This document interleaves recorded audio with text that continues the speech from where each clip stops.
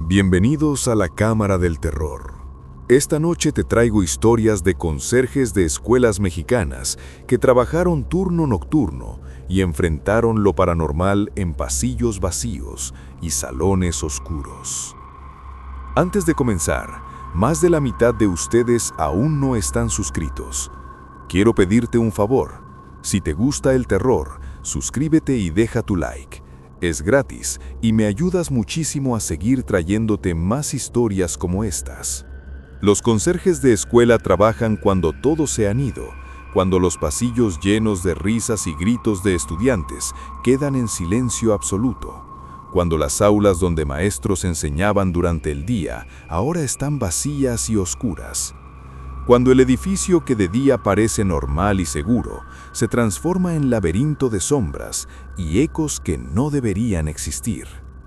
Son los últimos en salir, los primeros en llegar, los guardianes nocturnos de espacios donde miles de niños y jóvenes pasan sus días. Algunos conserjes han aprendido que hay salones específicos que deben limpiar antes de que oscurezca, porque después escuchan voces de clase dándose, aunque no hay nadie adentro. O baños donde ven a niña en uniforme lavándose las manos en espejo, pero cuando voltean, no hay nadie físicamente ahí. O patios donde a medianoche escuchan sonidos de recreo, risas, gritos de juegos, pelota botando, aunque la escuela lleva horas cerrada y vacía. Y escaleras donde sienten que alguien sube o baja detrás de ellos, pero al voltear solo hay oscuridad y silencio. Hay escuelas construidas sobre terrenos donde antes había cementerios o donde ocurrieron tragedias. Estudiantes que murieron en accidentes dentro de los edificios y cuyos espíritus quedaron atrapados repitiendo su último día de clases eternamente. Maestros que fallecieron en servicio y que aparentemente continúan dando lecciones en aulas vacías. Y salones malditos donde ningún grupo puede quedarse más de un ciclo escolar porque algo ahí adentro perturba a profesores y alumnos hasta que piden cambio desesperadamente.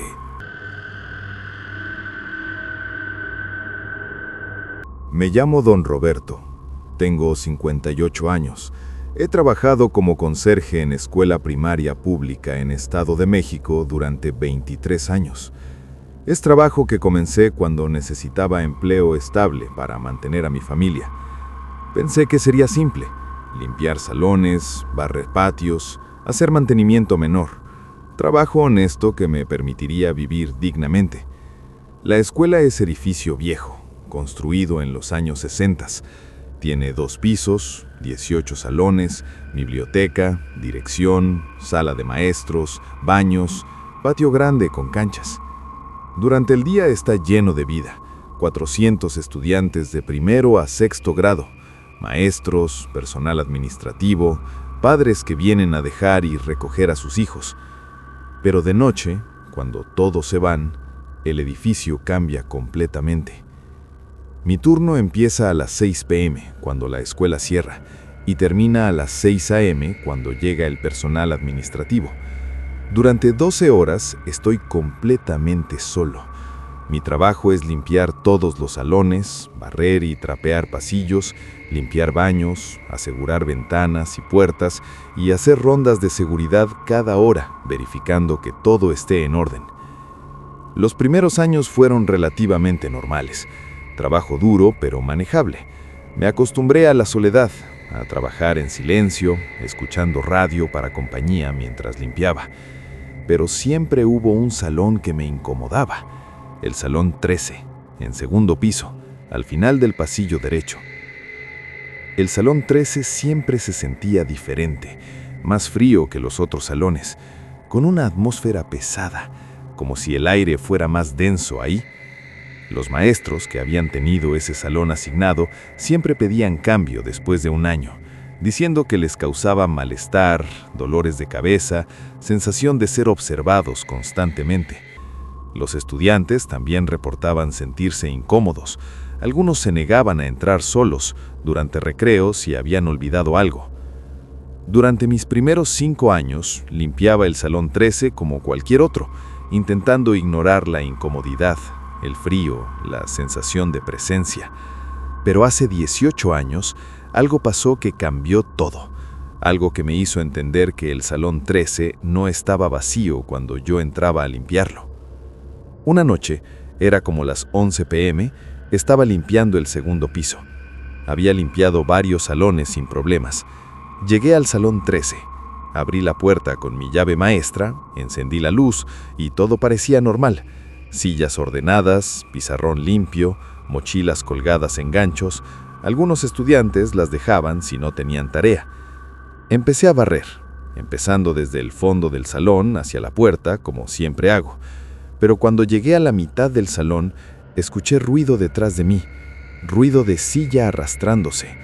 Me volteé y una de las sillas en la fila que acababa de barrer se había movido. Estaba jalada hacia afuera del escritorio, como si alguien se hubiera sentado ahí. Pensé que tal vez no la había visto, que ya estaba así, aunque sabía que no era cierto. Fui hacia la silla, la empujé de vuelta bajo el escritorio y continué barriendo. Pero minutos después, escuché el mismo sonido. Volteé y la misma silla estaba jalada de nuevo, más lejos esta vez, completamente separada del escritorio, en medio del pasillo entre filas. Me quedé mirando la silla sin poder explicar cómo se había movido. No había nadie más en el salón. Las ventanas estaban cerradas, no había viento, no había forma lógica de que la silla se moviera sola. Me acerqué, toqué la silla, estaba fría, normal, solo una silla de plástico y metal como todas las demás. La puse de vuelta en su lugar. Decidí terminar de limpiar rápidamente y salir del salón. Terminé de barrer, empecé a trapear, trabajando rápido, queriendo salir, pero entonces escuché algo que me heló. Escuché voz de niño viniendo desde la esquina del salón donde estaban los libreros, diciendo claramente: «Maestro, no entiendo». Me volteé hacia la voz, no había nadie visible, pero la voz había sido clara, inequívoca, voz de niño de como 8 o 9 años. Pregunté en voz alta: «¿Hay alguien aquí?», sin esperar respuesta, pero la misma voz respondió: «Ayúdame con la tarea, no entiendo». Salí del salón inmediatamente, dejando el trapeador, cerrando la puerta con llave, mi corazón latiendo fuerte. Fui a la dirección, me senté, intenté calmarme, racionalizar lo que había escuchado, pensar que tal vez era mi imaginación, que el cansancio me estaba afectando. Pero sabía que no había sido imaginación, la voz había sido real, clara, y lo que dijo era específico, no era sonido aleatorio que mi mente interpretó como palabras, era una frase completa, coherente, pedido de ayuda. Decidí que no volvería al Salón 13 esa noche. Lo limpiaría al día siguiente, antes de que llegaran los estudiantes. Pero cuando llegué al día siguiente a las 5 a.m. para terminarlo antes de que llegara personal, encontré algo que me dejó sin aliento. El Salón 13 estaba completamente limpio, barrido y trapeado impecablemente, mejor de lo que yo lo habría hecho. Y en el pizarrón, escrito con gis blanco, había mensaje que no estaba ahí la noche anterior. «Gracias por ayudarme, maestro Roberto». Borré el mensaje rápidamente antes de que alguien más lo viera. No quería que pensaran que estaba inventando cosas o que estaba haciendo bromas. Pero desde ese día, cada vez que limpiaba el Salón 13, cosas extrañas pasaban. Sillas moviéndose, voces susurrando, sombras en esquinas, y ocasionalmente, cuando terminaba de limpiar y salía, regresaba horas después a verificar y encontraba mensajes en el pizarrón, siempre agradeciéndome, siempre llamándome Maestro Roberto, aunque yo era conserje, no maestro. Investigué la historia del salón, pregunté a maestros veteranos que llevaban décadas en la escuela, y me contaron que en los años 80 un estudiante de tercer grado había muerto en ese salón. Había tenido un ataque del corazón durante clase, condición cardíaca no diagnosticada. Había colapsado en su escritorio y había muerto antes de que la ambulancia llegara. El niño, según me dijeron, se llamaba Andrés. Era un estudiante dedicado. Siempre pedía ayuda a su maestro cuando no entendía algo. Siempre agradecía. Era educado y respetuoso. y aparentemente su espíritu había quedado en el salón 13, atrapado en su último día, repitiendo su rutina escolar eternamente, sentándose en su escritorio, pidiendo ayuda con tareas y agradeciendo cuando percibía que alguien lo ayudaba.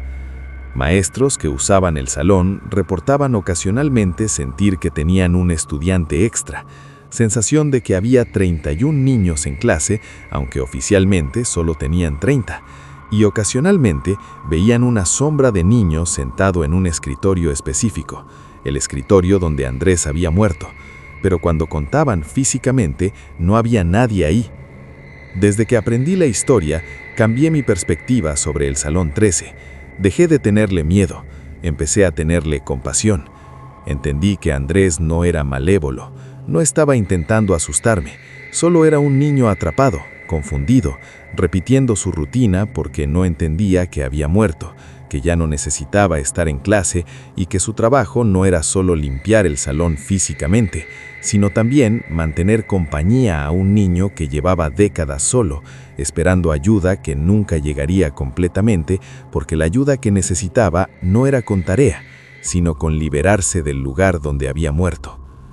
Yo aprendí que las escuelas no son solo edificios de concreto y salones, son lugares donde emociones intensas se acumulan durante décadas, alegría, miedo, confusión, tristeza, y cuando algo traumático ocurre, como la muerte repentina de un niño, esa emoción se graba en el espacio, crea una marca que permanece, y que como conserje nocturno, mi trabajo va más allá de limpieza física, incluye coexistir con memorias del pasado, con espíritus que no pueden o no quieren irse, y tratarlos con el respeto y la compasión que merecen.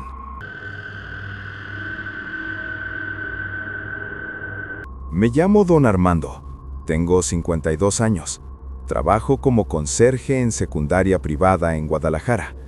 He estado en este trabajo durante 11 años. La escuela es un edificio de 3 pisos, relativamente moderna, construida en los años 90, con instalaciones buenas, salones equipados, laboratorios, biblioteca, auditorio, canchas deportivas. Es escuela de buen nivel. Estudiantes de familias de clase media y media alta, 600 alumnos de primero a tercero de secundaria. Durante el día es ambiente académico normal, estudiantes en clases, maestros enseñando, actividades deportivas y culturales, todo lo que esperarías de secundaria funcional. Yo trabajo turno nocturno, 8 p.m. a 6 a.m., similar a otros conserjes. Mi trabajo es limpiar el edificio completo, hacer mantenimiento, asegurar las instalaciones. La escuela es grande, toma toda la noche limpiar 3 pisos, múltiples salones, laboratorios, áreas comunes, baños. Los baños son parte importante de mi trabajo. Hay varios en cada piso. Baños de niños y niñas separados necesitan limpieza diaria profunda.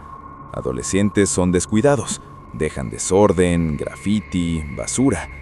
Limpio todos los baños metódicamente, cada noche, sin problemas mayores, excepto un baño específico, el baño de niñas del 3er piso, al final del pasillo este. Ese baño siempre ha sido problemático, no por desorden físico, sino por atmósfera, por cosas que pasan ahí que no puedo explicar.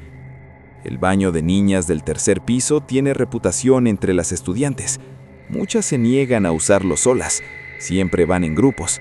Algunas prefieren bajar a pisos inferiores, aunque estén en clase en 3er piso. He escuchado a estudiantes hablar sobre el baño, diciendo que hay algo raro ahí, que los espejos muestran cosas, que se escuchan llantos en los cubículos aunque todos están vacíos. Durante mis primeros años, limpiaba ese baño como todos los demás.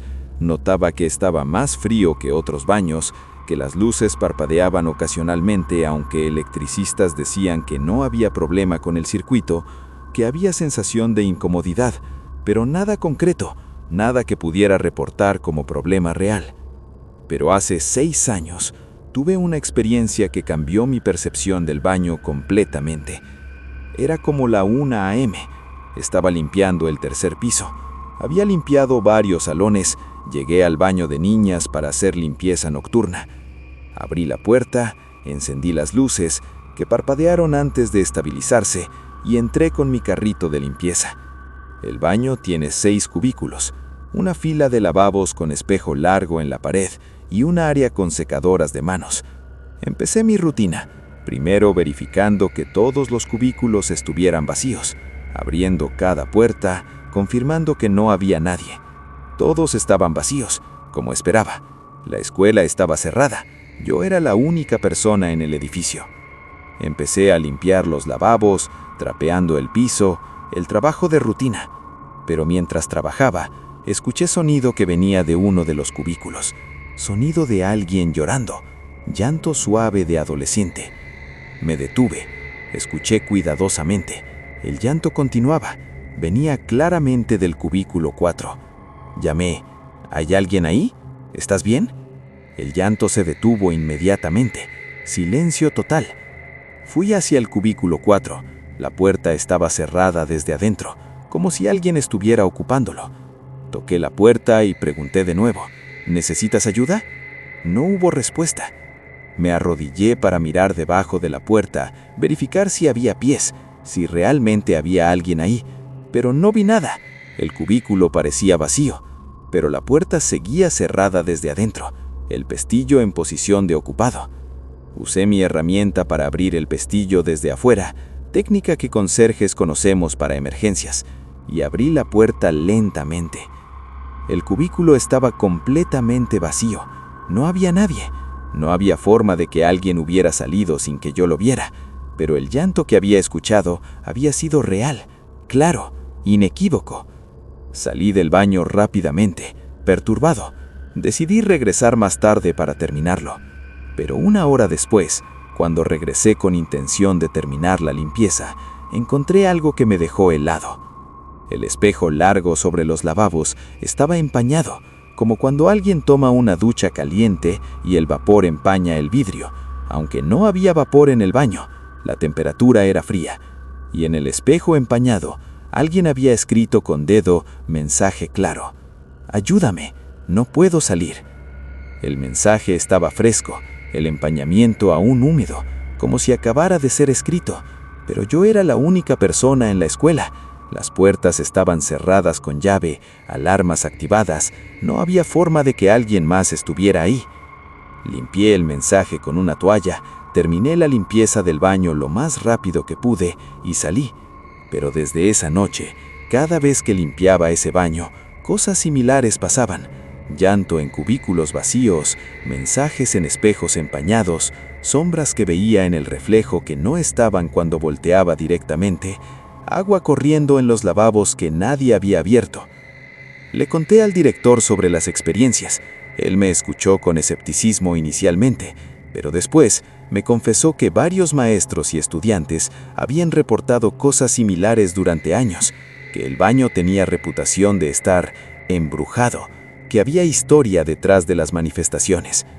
Me contó que hace 15 años, una estudiante de 2º grado había sido víctima de bullying severo por un grupo de compañeras. El acoso había sido intenso, crueldad adolescente, que había destruido mentalmente a la chica. Un día, la estudiante había entrado al baño de niñas del 3er piso durante recreo. Se había encerrado en el cubículo 4 y había intentado suicidarse tomando pastillas que había traído de su casa. Una maestra había encontrado a la chica inconsciente. Habían llamado a ambulancia, la habían llevado al hospital, donde lograron salvarla con lavado estomacal y tratamiento. La estudiante sobrevivió físicamente, pero quedó traumatizada. Eventualmente fue transferida a otra escuela, recibió terapia psicológica y, según el director, había logrado recuperarse y construir una vida normal. Pero aparentemente, el trauma de ese momento, su desesperación, su dolor, su sentimiento de estar atrapada sin salida, había quedado impreso en el baño, especialmente en el cubículo 4 donde había intentado terminar con su vida. Y ahora ese momento se repetía de formas paranormales. El llanto que había llorado, el mensaje de ayuda que tal vez había querido escribir pero no había podido, manifestándose para quien estuviera ahí para escuchar. Estudiantes actuales no conocían la historia específica, solo sabían que el baño daba miedo, que algo estaba mal ahí y evitaban usarlo cuando era posible. Y ocasionalmente, estudiantes que usaban el baño reportaban ver a una chica llorando en el reflejo del espejo, chica que desaparecía cuando volteaban directamente, o escuchar una voz suplicando ayuda viniendo del cubículo 4 aunque estaba vacío. El director me dijo que habían considerado remodelar el baño completamente, cambiar todo, esperando que eso eliminaría las manifestaciones, pero presupuesto no permitía una renovación solo por razones supersticiosas, así que el baño permanecía como estaba, con su historia oculta y sus manifestaciones continuas. Yo adapté mi rutina. Ahora limpio ese baño temprano en mi turno, antes de medianoche, cuando las manifestaciones parecen ser menos intensas, y cuando escucho el llanto, cuando veo mensajes en espejos, cuando siento la presencia de la chica atrapada en su peor momento, hablo en voz alta, le digo que ella sobrevivió, que está bien, que lo que siente es solo memoria del pasado, no su presente, intentando de alguna forma consolar a un espíritu o residuo emocional que quedó en ese baño.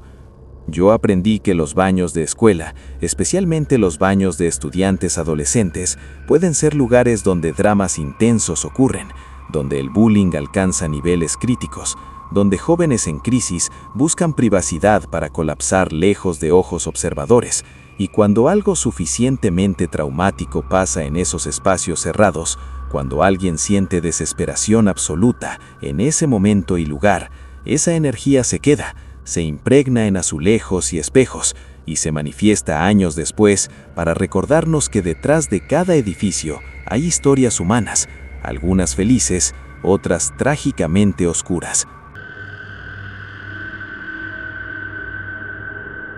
Me llamo Don Fernando, tengo 61 años. Soy conserje en escuela preparatoria en Puebla. Llevo 19 años trabajando ahí. La escuela es grande, con más de 1000 estudiantes.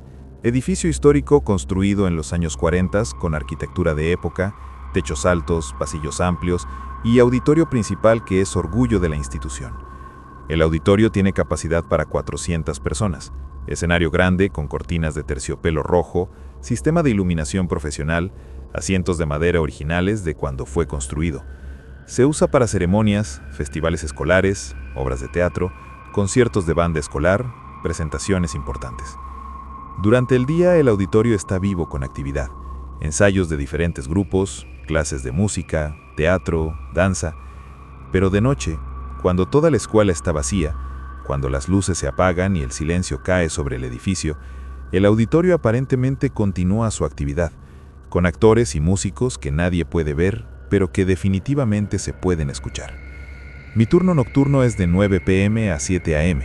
Limpio toda la escuela durante ese tiempo. Múltiples edificios, docenas de salones, áreas administrativas, cafetería, biblioteca y el auditorio. El auditorio siempre lo dejo para el final. Es área grande que requiere tiempo. Barrer filas de asientos, limpiar escenario, verificar que todo esté cerrado con llave. Durante mis primeros años limpiaba el auditorio sin problemas. Era solo otro espacio grande que requería trabajo físico, nada especial. Pero hace como 12 años empezaron a pasar cosas que me hicieron entender que el auditorio tenía vida propia después de que todos se iban. La primera vez fue noche ordinaria. Era como las 2 a.m. Estaba limpiando salones en segundo piso del edificio cercano al auditorio cuando escuché música. Sonido de piano tocando, viniendo claramente desde la dirección del auditorio. Pensé que tal vez algún estudiante se había quedado practicando tarde, que alguien había olvidado cerrar con llave. Fui hacia el auditorio para verificar. Las puertas principales estaban cerradas con llave como yo mismo las había cerrado después de verificar que estaba vacío al principio de mi turno. Abrí con mi llave maestra, entré, la música se detuvo inmediatamente, silencio total. Encendí las luces, revisé todo el espacio, el escenario, los asientos, los camerinos detrás del escenario. No había nadie. El auditorio estaba completamente vacío. El piano estaba en escenario, cerrado con su cubierta como siempre estaba cuando no se usaba. Lo verifiqué, estaba frío al tacto, no había sido tocado recientemente, pero la música que había escuchado había sido clara, inequívoca, alguien tocando melodía completa, no sonidos aleatorios. Apagué las luces, cerré con llave, regresé a mi trabajo pensando que tal vez había sido mi imaginación, que el cansancio me estaba afectando. Pero una semana después pasó de nuevo. Esta vez no solo piano, sino múltiples instrumentos, sonando como si una banda completa estuviera ensayando. Bronces, percusión, maderas, todos tocando juntos. Fui a verificar de nuevo, misma situación. Cuando abrí las puertas, la música se detuvo. El auditorio estaba vacío. Todos los instrumentos de la banda estaban guardados en su sala de almacenamiento que estaba cerrada con llave. No había forma de que alguien los estuviera tocando. Esto continuó durante semanas. Diferentes noches escuchaba música viniendo del auditorio. Piano, banda, a veces coro cantando, voces de adolescentes en armonía. Cada vez que verificaba, encontraba el espacio vacío, pero las grabaciones de cámaras de seguridad mostraban algo que no podíamos explicar. Le pedí al director que revisáramos las cámaras de seguridad enfocadas en el auditorio. Queríamos saber si había intrusos entrando de alguna forma. Revisamos grabaciones de las noches donde yo había escuchado música y las cámaras mostraron algo que no podíamos explicar.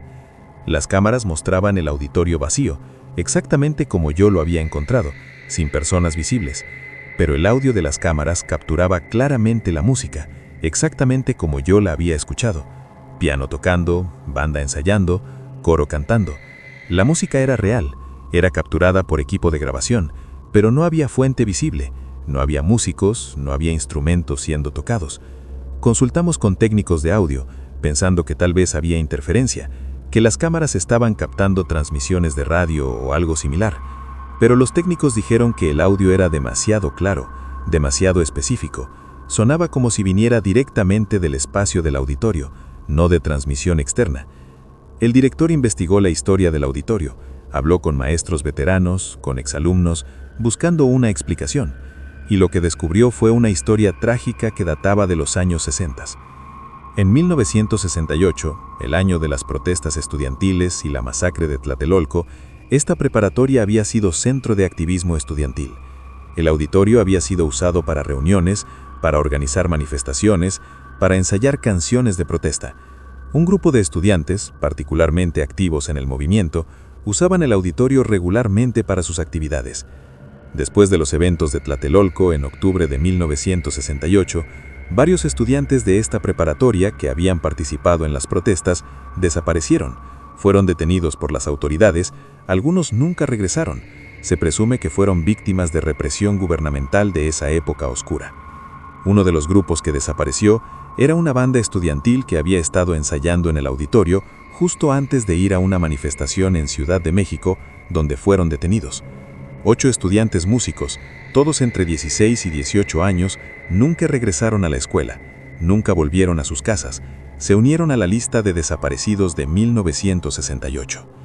La teoría que el director desarrolló, que maestros veteranos apoyaban, era que los espíritus de esos estudiantes desaparecidos habían regresado al último lugar donde habían sido felices, donde habían hecho lo que amaban, tocar música, cantar, expresarse libremente. Y ahora, décadas después, seguían ensayando en el auditorio, continuando una práctica que nunca pudieron terminar porque la historia los interrumpió violentamente. Otros fenómenos apoyaban esta teoría. Ocasionalmente, estudiantes actuales que ensayaban en el auditorio reportaban ver figuras en los asientos, audiencia invisible que aparecía durante sus presentaciones, que aplaudía cuando terminaban, aunque los asientos estaban visiblemente vacíos. Maestros de música reportaban que instrumentos que habían dejado en ciertas posiciones aparecían movidos como si alguien los hubiera usado durante la noche. Y había una fecha específica donde la actividad paranormal era particularmente intensa: octubre 2, aniversario de la masacre de Tlatelolco. Cada año en esa fecha, la música desde el auditorio era más fuerte, más frecuente, más emocional, como si los espíritus de los estudiantes desaparecidos estuvieran marcando el aniversario de su captura, conmemorando el día que cambió sus vidas y las terminó prematuramente. El director decidió honrar la memoria de los estudiantes desaparecidos. Instaló una placa conmemorativa en el vestíbulo del auditorio con los nombres de los 8 estudiantes músicos que nunca regresaron, reconociendo su participación en el movimiento estudiantil de 1968, su valentía y su sacrificio. Después de instalar la placa, de alguna forma la actividad paranormal cambió. No desapareció, pero se volvió menos perturbadora, más melancólica que aterradora, como si el reconocimiento hubiera traído paz parcial a los espíritus. La música continuó escuchándose ocasionalmente, pero ahora parecía más celebratoria que lamento por vidas interrumpidas. Yo aprendí que edificios históricos, especialmente escuelas que han existido durante décadas, son testigos de historia no solo académica, sino social y política, que han visto generaciones de jóvenes pasar por sus salones, algunos que vivieron vidas completas y felices, otros que fueron interrumpidos por eventos históricos trágicos, y cuando esos jóvenes interrumpidos eran particularmente apasionados por algo, cuando el edificio fue escenario de sus momentos más felices antes de tragedia, sus espíritus regresan, no para asustar, sino para continuar lo que amaban, para mantener viva la pasión que la historia intentó extinguir. Ocasionalmente, cuando limpio el auditorio y escucho música empezar, me siento en uno de los asientos traseros, escucho el ensayo completo, audiencia de uno para banda que nadie más puede ver, ofreciendo el respeto y la atención que merecen, y cuando la música termina, aplaudo, solitario en el auditorio vacío, esperando que de alguna forma mi apreciación llegue a ellos, que sepan que su música aún tiene audiencia, que no están olvidados. Me llamo Doña Cristina, tengo 47 años, trabajo como conserje en escuela primaria en Monterrey. Llevo 14 años en este trabajo. Es escuela pública grande, 800 estudiantes de primero a sexto grado. Edificio moderno construido hace 25 años, bien mantenido, con instalaciones adecuadas. Mi turno es nocturno, 7 p.m. a 5 a.m. Limpio toda la escuela durante ese tiempo. 30 salones distribuidos en 2 edificios, áreas comunes, baños, oficinas administrativas, biblioteca. Es trabajo extenso, pero estoy acostumbrada. Tengo rutina eficiente. Sé exactamente cuánto tiempo toma cada área. Parte de mi rutina cada noche es verificar salones por objetos olvidados. Estudiantes frecuentemente dejan cosas, mochilas, suéteres, loncheras, juguetes. Cuando encuentro algo, lo llevo a área de objetos perdidos en dirección, donde padres y estudiantes pueden reclamar al día siguiente.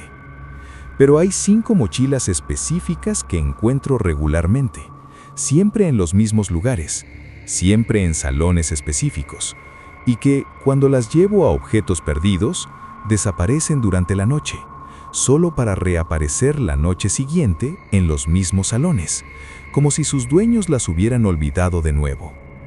Las 5 mochilas son viejas, de estilos de hace décadas, no mochilas modernas con personajes de caricaturas actuales, sino diseños de los años 90, desgastadas por uso, con nombres escritos con plumón en las etiquetas. Los nombres son María González, Juan Ramírez, Carlos López, Ana Martínez y Pedro Sánchez. La primera vez que encontré las mochilas fue hace 10 años, durante mi 4º año trabajando aquí. Estaba limpiando salones del primer grado. Encontré 2 mochilas olvidadas en ganchos. Mochilas que parecían viejas pero llenas, como si tuvieran libros y útiles dentro. Las llevé a objetos perdidos, como siempre hago. Al día siguiente, el personal administrativo me preguntó por qué había dejado mochilas tan viejas en objetos perdidos, que obviamente nadie las reclamaría, que probablemente habían sido olvidadas hace años y debían tirarse. Les expliqué que las había encontrado la noche anterior, que parecían estar en uso porque estaban en ganchos de salones activos. Pero esa noche, cuando hice mi ronda de limpieza, las mismas 2 mochilas estaban de vuelta en los mismos ganchos donde las había encontrado originalmente, aunque yo sabía que las había llevado a objetos perdidos, aunque el personal las había visto ahí. De alguna forma habían regresado a los salones. Durante las siguientes semanas, encontré las otras 3 mochilas, siempre en salones de primer grado, siempre en los mismos ganchos. Y cada vez que las llevaba a objetos perdidos, desaparecían durante la noche y reaparecían en los salones. Era un ciclo que se repetía eternamente, como si los dueños de las mochilas las estuvieran recogiendo de objetos perdidos y volviéndolas a olvidar en sus salones cada día. Decidí investigar. Abrí las mochilas para ver qué contenían, esperando encontrar pistas sobre sus dueños, y lo que encontré me perturbó profundamente. Las mochilas contenían útiles escolares, pero útiles de décadas atrás. Cuadernos con fechas de los años 90, libros de texto de ediciones antiguas que ya no se usaban, loncheras termo de aluminio que ya nadie usa, todo preservado pero claramente viejo. Y en los cuadernos había tareas completas, nombres de los estudiantes escritos cuidadosamente en las portadas, fechas que indicaban que estos cuadernos habían sido usados hace más de 25 años.